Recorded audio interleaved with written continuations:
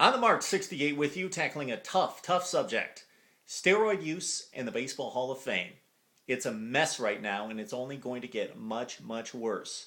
Right now, 5 of the top 9 home run hitters of all time have either tested positive for performance-enhancing drugs or are suspected of using such based on physical evidence. And when we mean physical evidence, what we're talking about is either legal physical evidence, or in the case of Barry Bonds, legal evidence, and physical evidence. Just look at the man in 2001 when he hit 73 home runs versus 10 years earlier when he was merely one of the best baseball players in the bigs with 3 MVP awards in 4 seasons.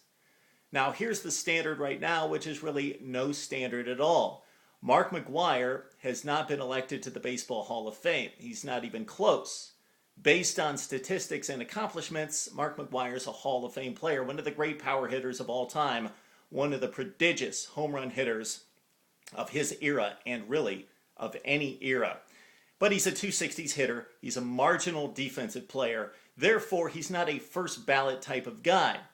The argument for Bonds is that he would be one of the all-time greats even without using steroids. Steroids made him one of the immortals, one of the top 5 offensive players of all time.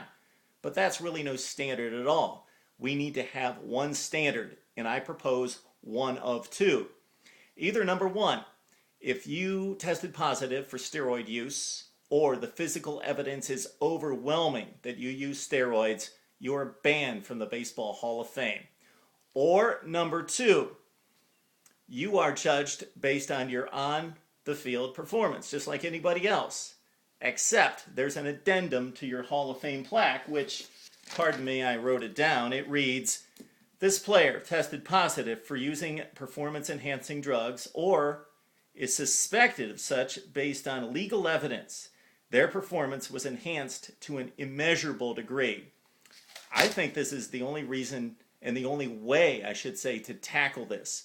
You have to have a standard. You can't have every Hall of Fame voter using their own criteria. It just doesn't work that way. And we've got the Manny Ramirez of the world. We've got Gary Sheffield, Alex Rodriguez, Sammy Sosa to contend with in the next few years. I'm on the Mark 68. This is a very interesting and controversial subject. I'd like to hear your take.